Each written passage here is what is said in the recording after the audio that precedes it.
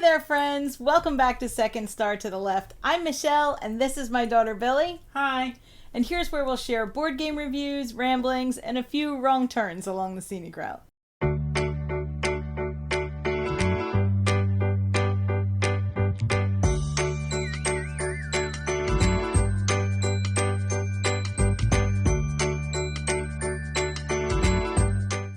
Hopefully there were no wrong turns, and when you see this video, we will be happily in front of an actual castle as we are headed to Disney World. Yay! Well, actual is Shush! relative. It's real. No, it's real.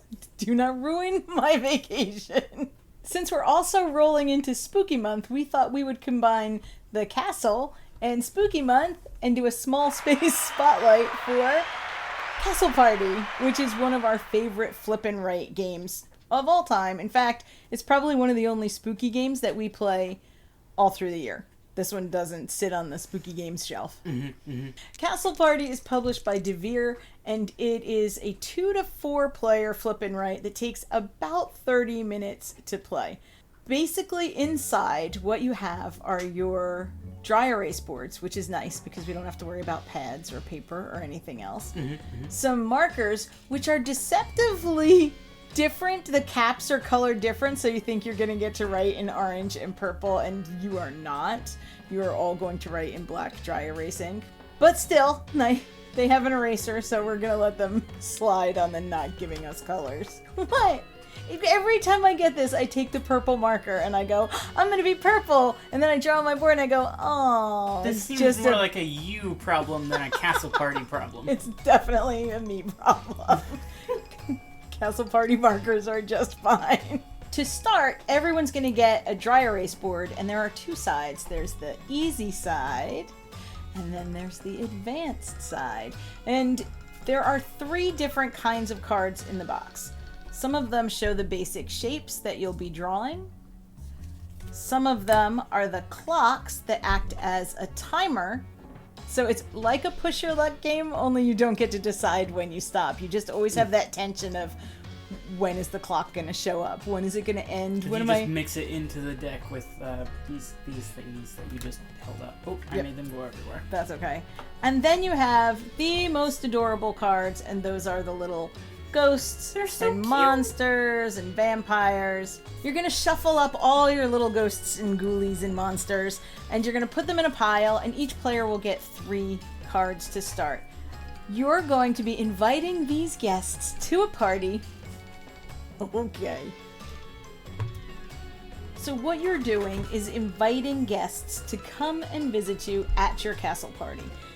Those shapes that I held up before determine what shape you're going to draw on your board, and the cards in your hand will help to determine what you're going to fill those shapes with. If it's witches or vampires or monsters. And don't worry, you do not have to be able to draw witches or vampires or monsters. No, you just draw shapes. They're really easy. A circle or a little witch hat. It's very simple. You do not have to be a good artist. The reason that Billy and I like this more than some other flip and writes is because however you're seated at the table, when one of those shape cards is drawn and we're deciding where the shape goes, the person whose turn it is gets to determine which way it's going to have to be drawn on your board. So I can choose to put it this way or this way, and Billy will have to fit it onto her board like this. In that direction.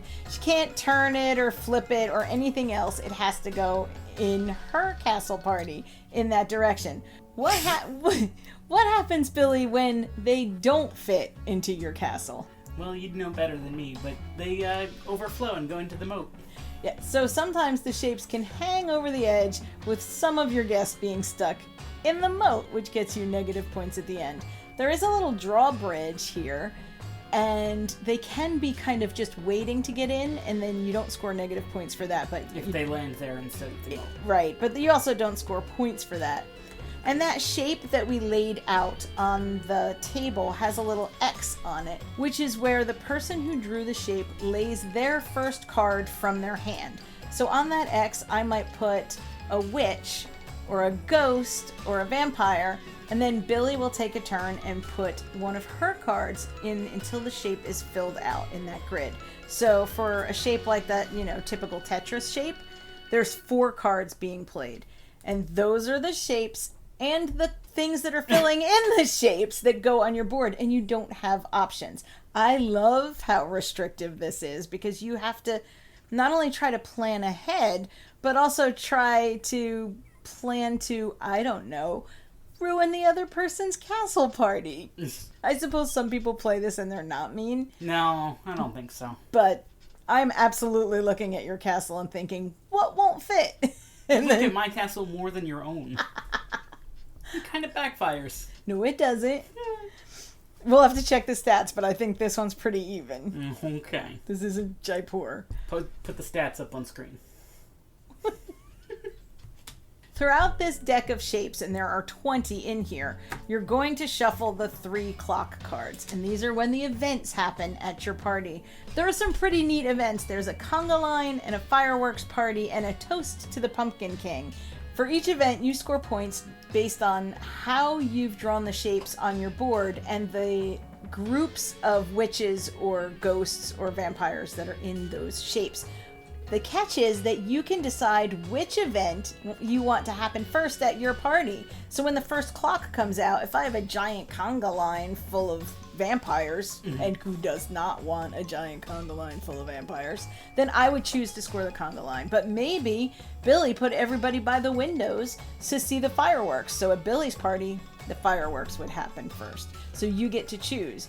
The thing is, you just don't know when the events are going to happen. So maybe you want to hold off and push your luck and see if you can get more people into the conga line, but maybe you won't have enough time. There are 3 special powers that you can use once each. And the first one is Lights Out, which lets you move the kind of witches and ghost cards around in the shape, but you still can't turn the direction of the shape. Where the symbols are within the shape. Right, but you can't move the shape or change the shape. And that affects everyone at the table. Mm-hmm. So if I move around where the witches and the ghosts are, Billy has to draw it that way too.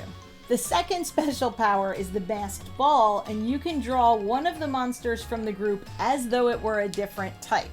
This one does not affect Billy. So if I choose to use my masked ball power and change one of my witches into a little vampire with a mask, Billy does not get to do that as well, because her party guests didn't have any masks because they're lame. The last one is change in orientation, and it's just what it sounds like. You can change the direction of the shape for everyone at the table. And all of these powers can only be used once, and if you don't use them, you get some points for not using them at the end. So you have to weigh out if it's going to be worth it for you. Along with the adorably spooky ghosts, witches, monsters, vampires, there are also unicorns. They're not scary. They're very scary. The unicorns score -5 if there's just one in a group all by themselves. Unicorns do not like to be lonely. And then they score incrementally more the more you can put in a group. So before you put a unicorn... Well, then they should call them multicorns. Because unicorn means just one. I'm leaving that in so everyone knows. I am. So you better be sure before you add a unicorn card to a shape that you're going to be able to add another one and that you will have control of where it goes. Unicorns are definitely the push your luck part of this game. We spend a better portion of this game going, "Aww," and looking at the adorable art. Every time, no matter how much we play it. There are also more scoring conditions for the advanced side, but those are the ones for the basic side and the ones we play the most often. This is one of our go-to games. It is definitely Billy's go-to flippin' right. Well, are there that many other flippin' rights? But there's a whole shelf, two Those shelves. are rollin' rights. It's definitely one of Billy's favorite and rights. You happy now? It's quick, it's adorable, and it's perfect for this time of year. If there are other games that you'd like to see us do a small space spotlight on, if you'd like to know a little bit more about the small box games we have in our collection, then let us know down below in the comments. That was typing. Okay. Thank you for watching. If you like what you see, or if you'd like to keep watching until we get one right, then please like, subscribe, and share. If you'd like to follow us elsewhere on social media, including in our Discord, all of that information will be down below. As always, open tables, open minds, and play yourselves. bye! But since... I'll wait while you crunch your candy. You done?